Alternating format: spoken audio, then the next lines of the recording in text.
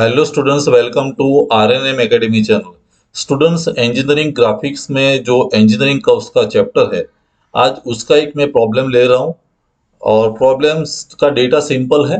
Draw the involute of a pentagon having each side of 25 mm। तो यहाँ हमें involute draw करना है और पेंटागन जो शेप दिया है और पेंटागन की जो 5 साइड है, तो हर एक साइड की लेंथ है 25 mm। तो चलिए इस प्रॉब्लम को मैं डायमेंशनली ड्रॉ करके आपको दिखाता हूँ। स्टूडेंट्स, इस प्रॉब्लम में हमें इन्वॉल्यूट ड्रॉ करना है। इन्वॉल्यूट, और इन्वॉल्यूट है इन्वॉल्यूट ऑफ अ पेंटागन, और वो पेंटागन जिसकी साइड हमें दी है 25 mm। 25 mm।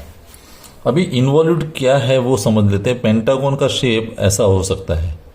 पेंटागन मीन्स अगर रेगुलर पेंटागन है तो उसकी 5 साइड इक्वल इन लेंथ है, like this, A B C D और ई, और हर साइड की लेंथ है 25 mm। अभी पेंटागन का इन्वॉल्यूट मीन्स क्या है कि हमारे पास मान लो एक स्ट्रिंग है और स्ट्रिंग का एक एंड मैं यहाँ फिट कर देता हूँ और स्ट्रिंग को टाइट रख के वाइंडिंग करे या अनवाइंडिंग, तो दूसरा जो एंड है, if this is a string, तो ये एंड तो फिक्स्ड है, दूसरे एंड से इस पर वाइंडिंग करते हैं तो जो दूसरा एंड है उसका जो कर्व बनता है उसको हम इन्वॉल्यूट कहते हैं। जैसे इसको वाइंड करते जाते हैं तो ये जो शेप मिलेगा, दिस इज इन्वॉल्यूट, ये इन्वॉल्यूट है। तो हमें पेंटागन का इन्वॉल्यूट ड्रॉ करना है। मैं डायमेंशनली ड्रॉ करके आपको एक्सप्लेन कर रहा हूं। सबसे पहले मैं पेंटागन शेप क्रिएट कर रहा हूं। 25 mm उसकी साइड है, तो एक मैं साइड ले रहा हूं हॉरिजॉन्टली 25 mm। तो यहां से लेके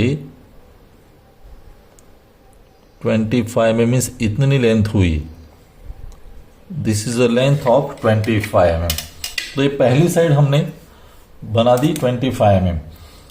अभी पेंटागन की बाकी की साइड्स कैसे ड्रॉ करेंगे, तो एक मैं एंगल प्रोटेक्टर यहाँ रखता हूँ लेफ्ट हैंड साइड पर, और पेंटागन है तो अंदर का जो एंगल है 108 और बाहर का 72, तो 10, 20, 30, 40, 50, 60, 70 और 72 पर एक पॉइंट में मार्क कर रहा हूं।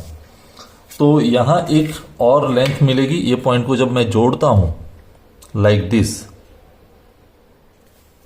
लाइट पेंसिल से मैं ड्रॉ कर रहा हूं, लेकिन यहां लेंथ होनी चाहिए 25 mm। तो ये लेंथ भी मैं 25 mm मेजर करके रख रहा हूं।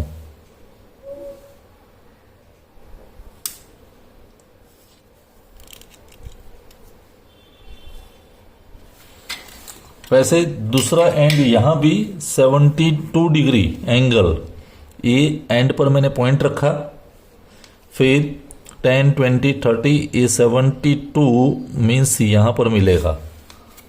तो ये पॉइंट और ये पॉइंट को मिला देते हैं, और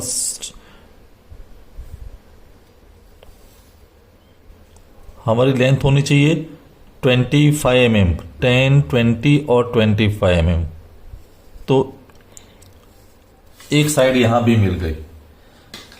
अभी 2 साइड और बाकी है, तो हम क्या कर सकते हैं, 25 mm की रेडियस लेके ये पॉइंट पर सेंटर रखेंगे और आर्क लगाएंगे, दूसरा सेंटर यहां पर रखेंगे, आर्क लगाएंगे, तो पेंटागन शेप तैयार हो जाएगा। तो स्टूडेंट्स, ये पेंटागन तैयार हो गया। All 5 sides are equal in length. अभी मैं ये पेंटागन को नंबरिंग कर रहा हूं, 0 से स्टार्ट करते 0, फिर ये 1, ये पॉइंट है 2, ये कॉर्नर 3, ये 4, और फिर यहां आते हैं तो वो अगेन दिस एंगल इज 5। तो ये मैंने पेंटागन दिखा दिया। अभी पेंटागन की 5 साइड है, तो टोटल लेंथ कितनी होगी। जब हम स्ट्रिंग सिलेक्ट करते हैं तो स्ट्रिंग की लेंथ कितनी होनी चाहिए, एडिशन ऑफ 5 साइड्स, तो 25, 25, 25, 5 टाइम्स मीन्स 125 mm। तो तो मैं एक हॉरिजॉन्टल लाइन से 125 mm लेंथ वाली एक स्ट्रिंग ले रहा हूं, या मीन्स एक लाइन ड्रॉ कर रहा हूं। तो वहां से आपको आइडिया मिलेगा कि यहां से मैं स्ट्रिंग वाइंडिंग करने जा रहा हूं, तो टोटल लेंथ है 125 mm। वो लाइन पहले बना देते हैं। स्टूडेंट्स, अभी मैंने किया क्या, 0 और 1 वाली जो लाइन है उसको एक्सटेंड करके 1 से ये डिस्टेंस मैंने ले लिया 125 mm। फिर वैसे ही सभी में से मैंने एक टेंजेंट जैसी लाइन बना दी, 0 1 एक लाइन, फिर 1 2 वाले एक टेंजेंट, 2 3 वाला एक टेंजेंट एक्सटेंड कर दिया। लाइन की लेंथ कोई भी ले लो अभी, बाकी 3 4 को एक्सटेंड कर दिया, 4 5 को एक्सटेंड कर दिया। तो वैसे सभी साइड्स को मैंने टेंजेंट करके एक्सटेंशन दे दी। अभी हमें करना क्या है, हमारा जो कंपास का सेंटर है वो 1 पर रखेंगे और ये लेंथ है 125 mm। तो 1 सेंटर और इतनी रेडियस लेके नेक्स्ट जो टेंजेंट है वहां तक हम आर्क बनाने वाले हैं। तो देखिए, ये मैंने सेंटर रखा 1 पर, ये लेंथ है 125 mm और यहां से आर्क यहां तक लगा दिया। तो ये आर्क मीन्स यहां से यहां तक हमने स्ट्रिंग को वाइंड किया, तो एक कर्व मिला। अभी सेंटर हम चेंज करेंगे, 1 की जगह सेंटर मेरा हो गया 2 और ये जो आर्क था उसको हम आगे चलाने वाले हैं ये।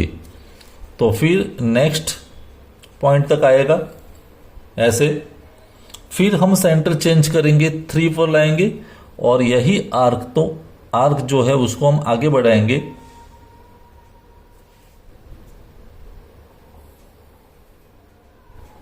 फिर वहां से 4 पर सेंटर आएगा और आर्क हमारा आगे बढ़ेगा।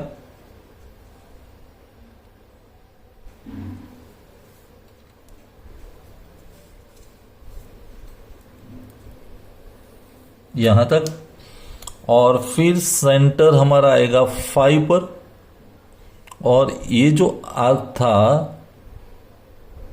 इसको हम यहां मिला लेंगे।